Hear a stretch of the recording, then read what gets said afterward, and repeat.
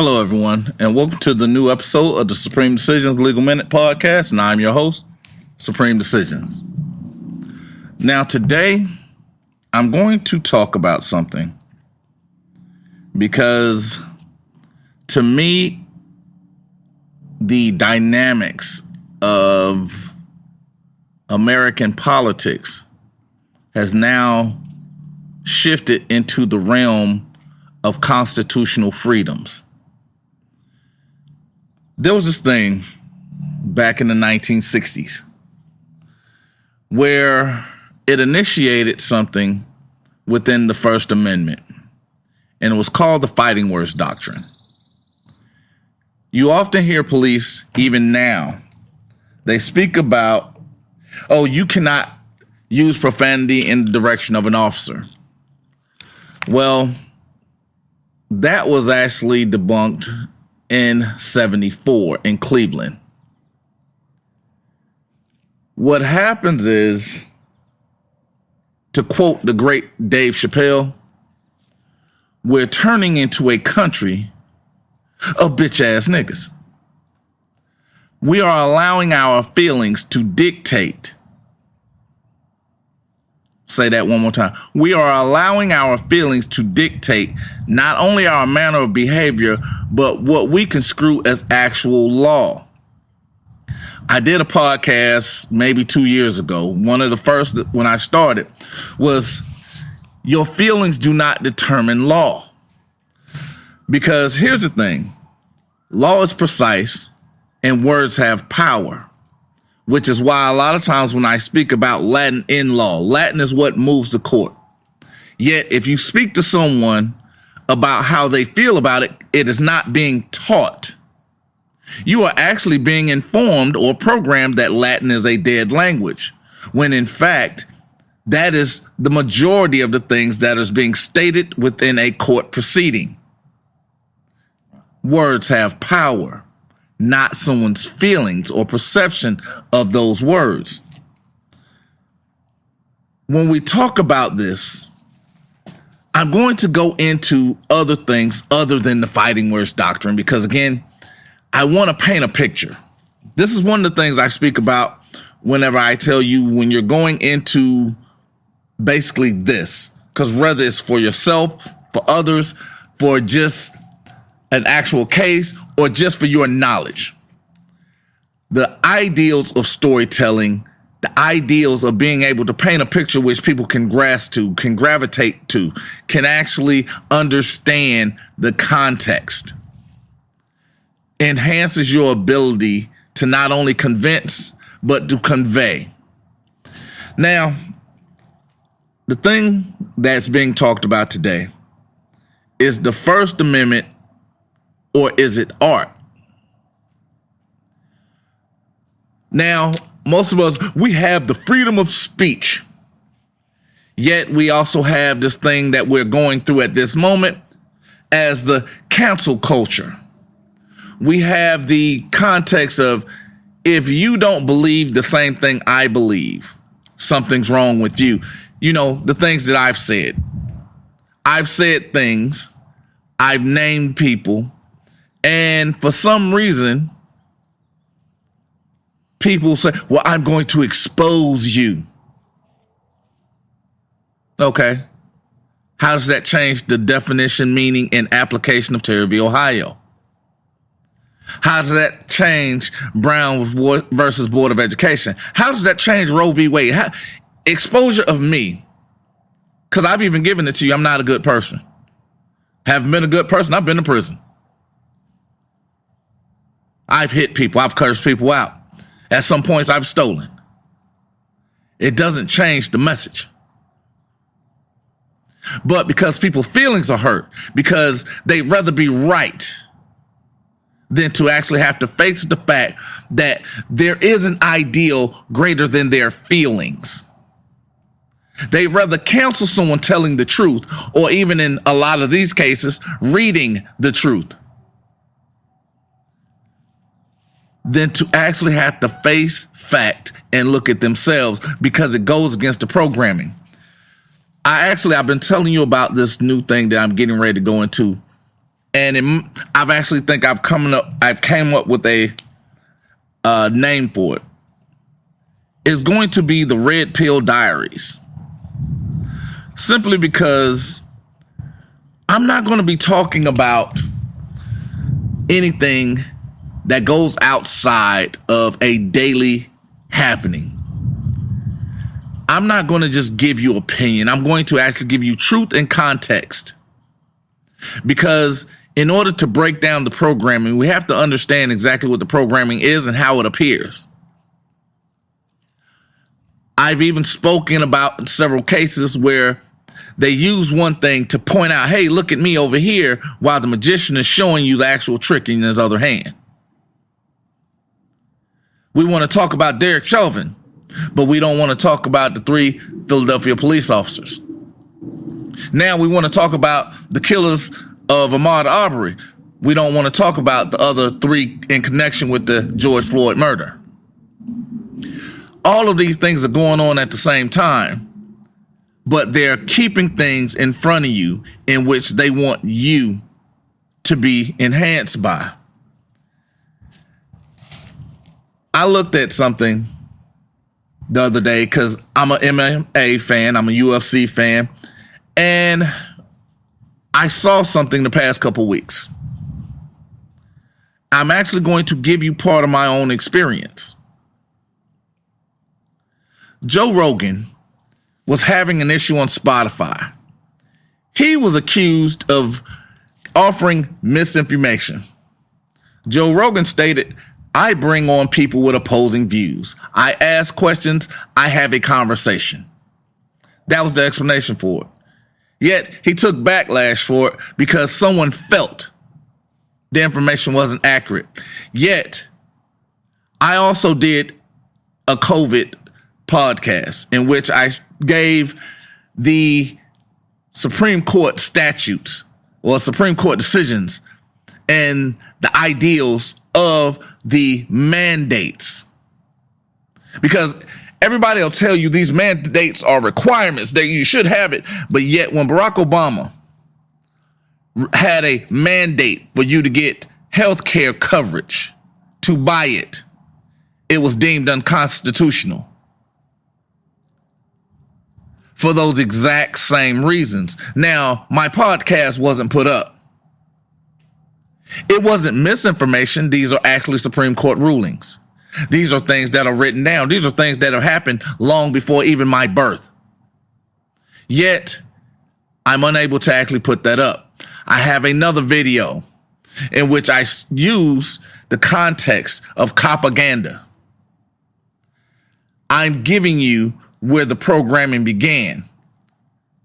It was not only blocked once, it was blocked twice. I've put it up on several sites. There have been literally 2 views. And I'm pretty sure one of those is me. The suppression of information is what? Is it a suppression of the First Amendment? Or is it a suppression of art? Joe Rogan then came into the arena the very next week because one of the artists that felt he was giving out misinformation and felt that since he got this $100 million contract with Spotify and they did not, that they were going to pull their information or music from that platform because Joe Rogan, I want to say the latest video was 4 years old. Or latest podcast that Joe Rogan that used the N-word was 4 years prior to today. Hadn't used it in 4 years. The suppression and the call for canceling him was beyond anything I had ever heard in my life. Yet Joe Rogan's still there.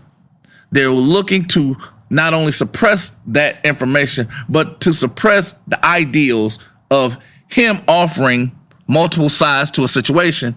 But yet it was also him understanding that's not something that you can say. Because like I said, he hadn't said it in years. Now, don't get me wrong, not excusing it, because he did say some very egregious things.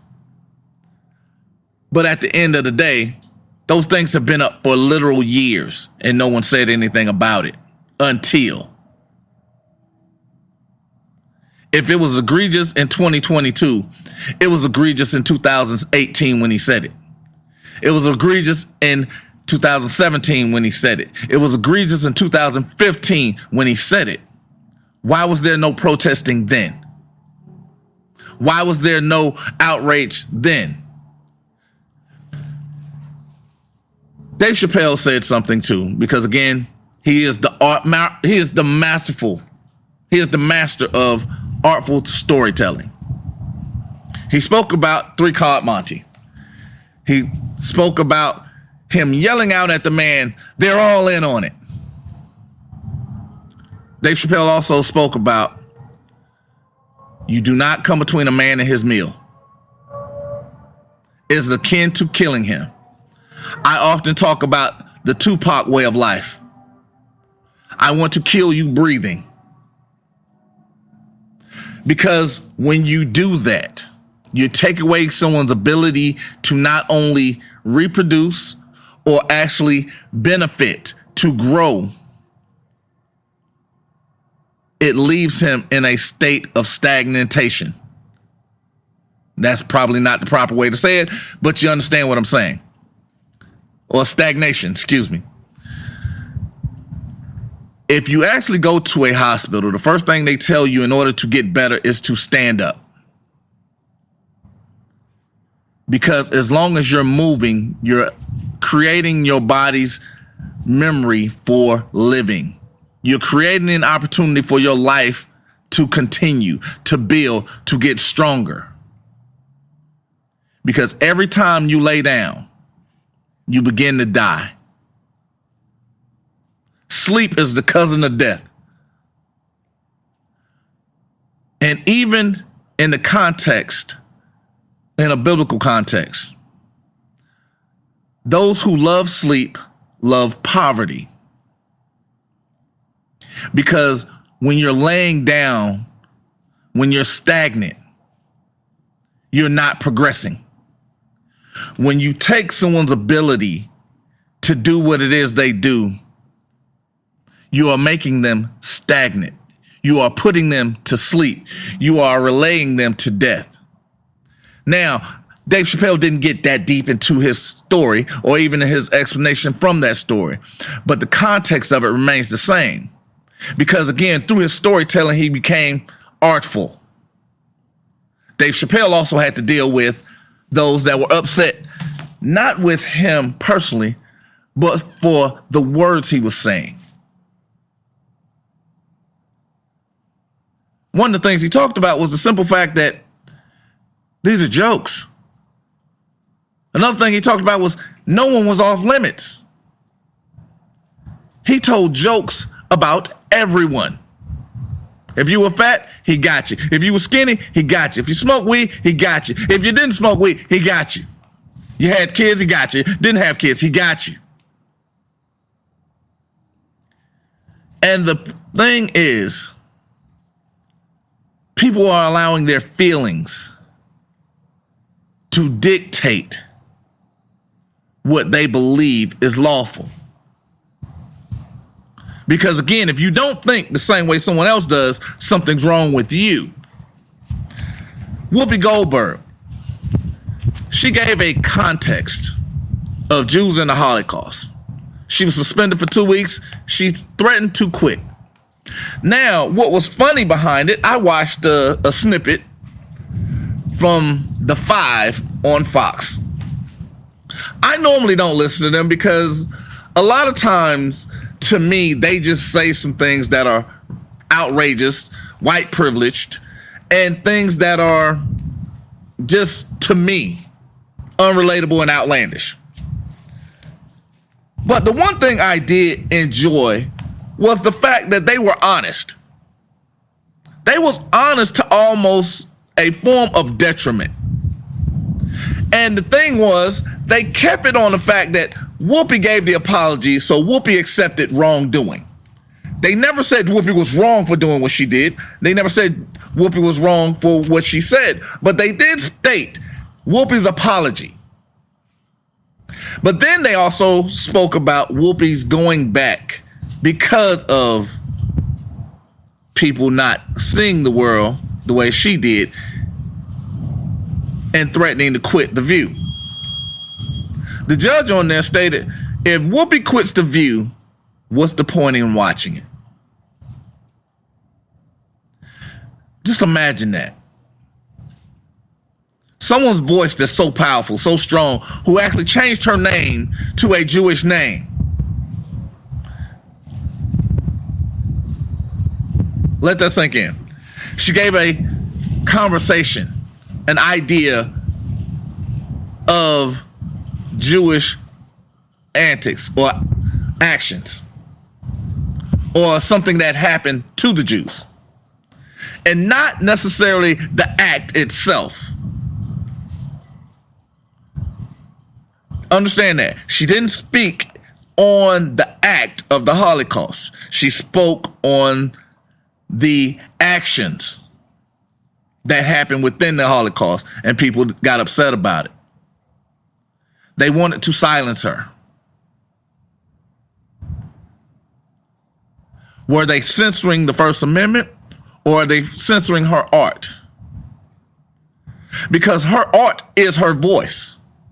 YouTube actually had a thing a couple years ago. Again, I participated in it. And it was simply titled, "What is your art?" I gave you one thing. My art is me. My art is my voice. My art is the information that I'm giving out. My art is this conversation that we're having right now. Yet people want this art to stop. Not because the things that I'm saying are wrong, not because the things I'm saying that place someone in a dangerous position. No, it allows people to think. That's dangerous. It allows people to question things. Why? Because I'm using someone else's book against them. I'm using someone else's rules against them. I am talking and speaking against the programming. That's the problem. Because even in the context of asking that question, platforms such as YouTube and Facebook have gone on censorship tirades. Again, I can speak on this because I spoke about the immigration issue. There was a young man who stated that the immigrants was coming across here and killing all these citizens. These immigrants was coming across and killing police officers. And one of the guys that was anti-immigrant and pro-police and was speaking about how these immigrants were killing these police officers. I put up the story where he killed 2 police officers in Arkansas. Yeah, I'm gonna let that sink in. Facebook actually put me in Facebook jail for 30 days because it was a violation of rules because I was bullying him. The feelings. It was okay for him to speak on something that he knew very little about and something that was hateful. But me pointing out the irony in his conversation was bullying. We're becoming a country, I'm not going to keep saying it because we don't need to, because we're allowing our feelings to dictate what actual law is. YouTube, I have several videos and podcasts that have been taken off and removed from YouTube. I've spoken about a couple. I'm going to speak about a couple more. There were several police unions that wanted videos down because I spoke about, and not only spoke about, I named the police officers that were involved in these actions. I'm now speaking about putting together or working with other senators, or other senators like I'm one. I'm looking to work with senators to actually create a bill or create the list for police officers that have done a foul action in one city that try to go to another one once they are unemployed. Because I've given you several, even in Arizona, from Florida to Tamir Rice's killer. You know, the guy who said, he yelled through a closed window out a moving car, which he fired out the window in a drive-by style execution, that he had told Tamir Rice to put the gun down, when Tamir Rice at that point didn't even know the police was even coming towards him because he was walking towards the car and the windows were up. And I stated Tamir Rice's body hit the ground before the car stopped rolling. This officer now is working in another city, but yet I'm the problem. Those videos are the problem. Those podcasts are the problem. Are they censoring the art? Because I stated to you, my words are my art. The information I'm giving you is my art. Or are they censoring the First Amendment? Don't worry, I'll wait, because again, it allows you context.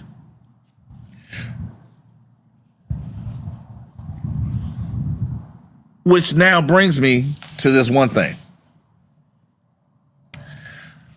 There's a bill that is being circulated throughout Congress at this moment.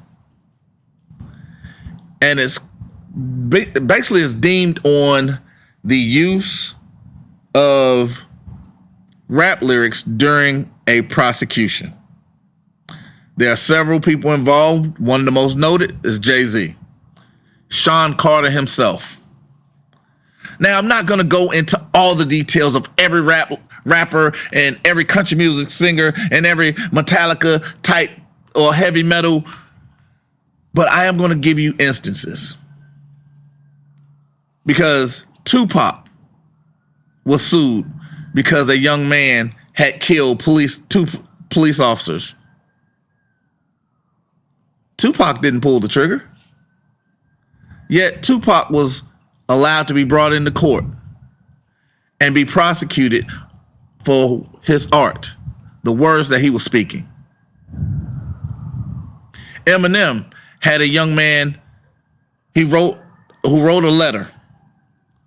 He was listening to the Marshall Mathers CD or LP. Not sure which one it was. I think it was the Marshall Mathers LP. And he murdered himself. He committed suicide. This young man's parents sued Eminem because he spoke about hurting himself, and the young man referenced Stan, a character who Eminem was portraying in this letter because he was something that Eminem was dealing with in his own life. This young man acted on it. Eminem was sued for this. Jay-Z was also taken in, because I'm pretty sure most of you guys remember this. Jay-Z was actually sued or prosecuted using his own lyrics. DMX was prosecuted using his own lyrics. Snoop Dogg was prosecuted using his own lyrics against him. Lyrics that was said prior to the actions they were actually being prosecuted for. Prosecutors tried to say it was premeditated, when in fact the stories that they were given was not their own. Were they being prosecuted for their art, or were they attempting to use the First Amendment and weaponize it against you? Because they tell you stupid things like anything you say can and will be held against you in a court of law, yet when you use that same exact thing against them, you are a problem. When you ask them to do the things they are lawfully required to do, like turn over body camera footage, it's often, if ever turned over, it's often manipulated and redacted. Most people didn't believe I was saying this was true. I actually had an attorney that I was working with. Thought it was hilarious because this attorney, he was a defense attorney. I offered him an opportunity to use the discovery that I use. He used this discovery. He got back the body camera footage. He said he almost fell off his chair because, one, he had never requested the amount of stuff that I requested. Yet it is codified in states' discoveries in their own organic code that that's what you can have. It is codified in their own organic code. That's what they must either produce or have on them. He had never asked for it. So how can he ever state he had a vigorous defense of anyone? But let me go to the actual point of the story.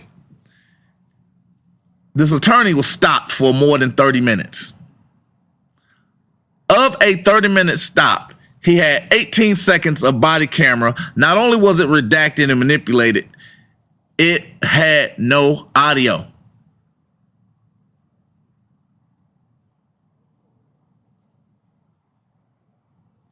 I was watching a movie the other day. And it was called The Whole Truth. Keanu Reeves. It was not a very good movie. Just to throw that out there. On a scale of 10, I give it a 5. Something for you to do. You might pick up something from it. But it also provoked a little thought. That's why I give it a 5. Because like I said, it wasn't a really good movie. That's probably why you haven't heard of it. Anyway. When you're called to testify, you're told to give the whole truth and nothing but the truth, so help you God. A police officer is using stock language. A police officer, you can bring in their character if they turn it over. Now, let's sit for a minute. Who has the requirement to be truthful?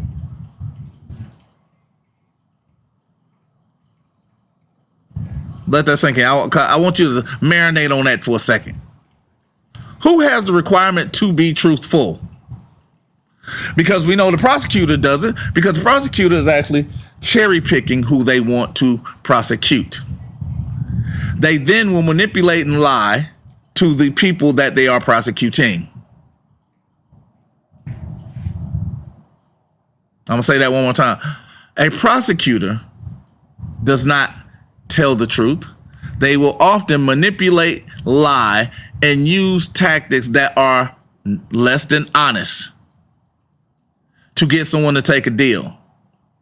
They have a tendency of putting liars on the stand, such as police officers who can't tell the truth because they're using stock language.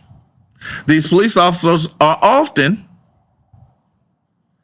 people that lie at the scene, because we watch video after video after video after video where police officers are making up things to actually inquire and create law.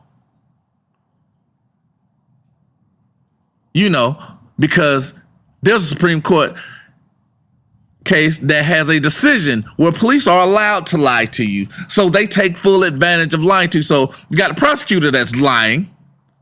They support lying against you. They support liars that deal with you. You have police officers that don't know the truth, don't tell the truth, don't participate in the truth. So who has, you know, and we know the police are the initial encounterers. That's your initial encounter, is dealing with a police officer, someone that's starting off with the lie.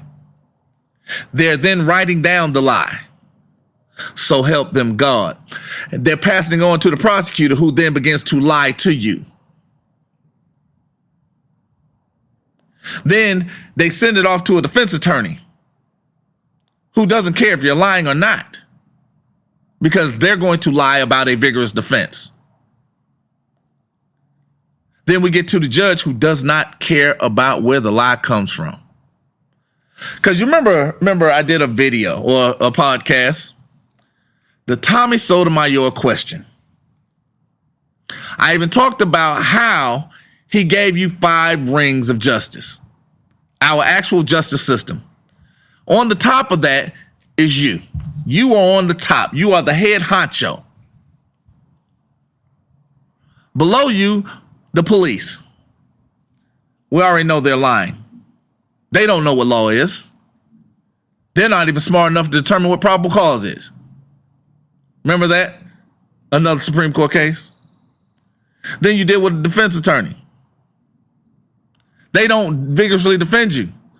So they're okay with the lie. They're trying to help their teammate with the lie, which is the prosecution. They don't care whether they have probable cause or not. And then the judge does not give a shit either way. But the only one that can create change is the guy that's on top. Yet, whenever you sit up and look at anything, you look at anybody, they'll tell you that the police officer has power over you, the prosecutor has power over you, defense attorney has power over you, the judge has power over you, yet you are the one that elects the judge. You are the one that elects the prosecutor. You are the one that hires the police officers. You are the employer of the defense attorney. See how that works? But when I speak about it, that's wrong. So again, are they censoring the art or the First Amendment? Because remember I told you, when you give up one, you give up all. Because you negotiate once, you negotiate a second time. Anyone who chooses comfort, I'm not even going to go into that because I've said it too many times. Because it's time to go Malcolm X. Because a man that will stand for nothing will fall for anything. Cat Williams spoke about it. I didn't know they were gay rights. I thought they were human rights. The right of choice. That's what he was standing up for. As he said, I'm not anti-gay, I am pro-pussy.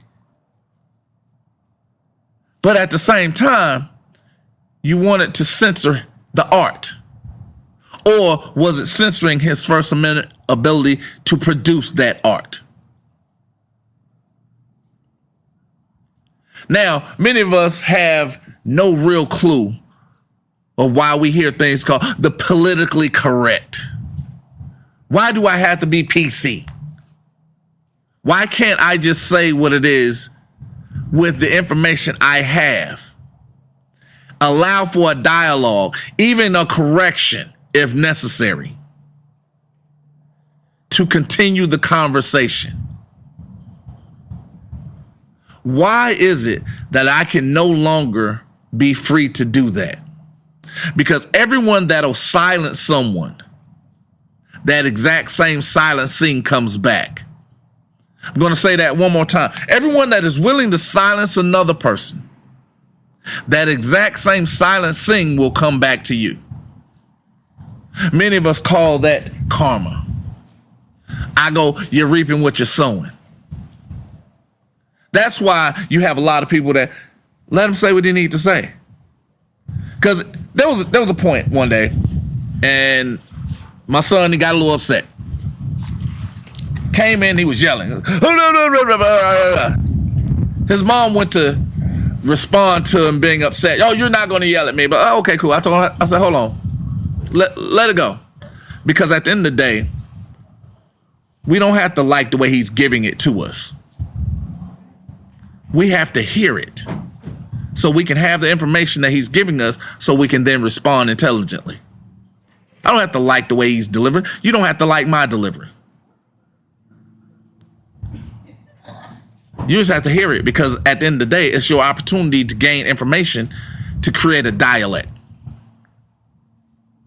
If you're looking to censor the First Amendment, if you're looking to cancel the art, you then have other things that you need to worry about because your canceling of one's art is a canceling of your freedoms. You don't have to like what anybody says. There's too many options for people to be out here worrying about the conversation of one person. There's too many options out here and opportunities out here for you to, because at the end of the day, it becomes one of those things where your focus is so directed by others that you choose to not be productive yourself. Because I look at the energy that some people have spent on stopping me from giving out information, stopping me from reading information literally from the Harvard website. Literally. If they spent that same exact energy on themselves, it would be amazing what they accomplish. I had this lady follow me from website to website, from community to community, just to say I exposed him. I exposed him.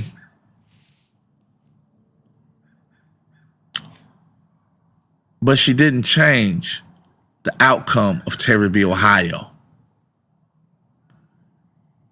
She exposed me for being who I told you I was. But she didn't change any of the information I gave you. And at the same time, when someone said something back to her and did her the exact same way she did me, she had a problem with it. She went to playing the victim. Oh my God, I'm disabled. Why would you do this to me? The question is, why would you start that? Because again, I wasn't the only person she was doing that to. But when someone said something or called her out on her stuff, she was then a victim. Pretty sure y'all remember the video I did a couple years ago where I spoke about how I hate victims. I hate them. Because even Dave Chappelle joked about he's a victim blamer. It was a joke when he said it is real when I do. Because at the end of the day, we all can look at the exact same thing. All of us are going to have a different story that comes from that exact same incident. If we're looking to silence one person from that one incident, we're looking to silence all because they don't agree. What we have to do is understand and take in context. Everything that's done is a systematic objective that's being directed at something greater than where we are right now. You may not like me as a person. Cool. You have the option of turning this shit off. There's literally, I want to say right around 2 million podcasts on Spotify that you can listen to. There are hundreds of thousands of podcasts on iHeartRadio that you can listen to. There are literally, I can go down the 30 or 40 platforms I'm on, that there are others that you can listen to other than myself. But if you're going to make a choice and you're understanding what he does is this: if you don't like it, you know what? I almost had a Ric Flair moment, because if you don't like it, look at it. Because it's the best thing going today.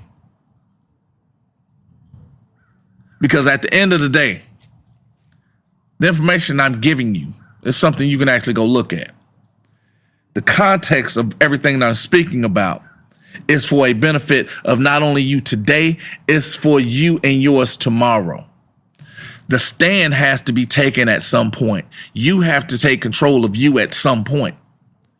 But you also have to understand the cancellation, the attacks on the First Amendment, the attacks on one's ability to produce, be productive, and to grow. Because there's even opportunities for those that are felons.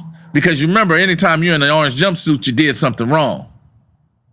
I even watched the way they use the news to weaponize. Again, remember I told you, they're telling you who to be angry with, how to be angry at them, and when to be angry at them. The verbiage that they use. The accused Oxford shooter and the murderer. Guess what? Neither one of these people have been convicted. But they use accused for one who was caught on video. They used the word murderer for another person who they deemed did something that no one that was a witness to. Words have power. Who should we actually be canceling? Those that are giving us BS, or those that are actually telling the truth? Those that are being honest with us about their feelings, or those that are giving you an insight into their lives? Which one are you willing to accept? Are you willing to accept the truth, or are you willing to accept the lie?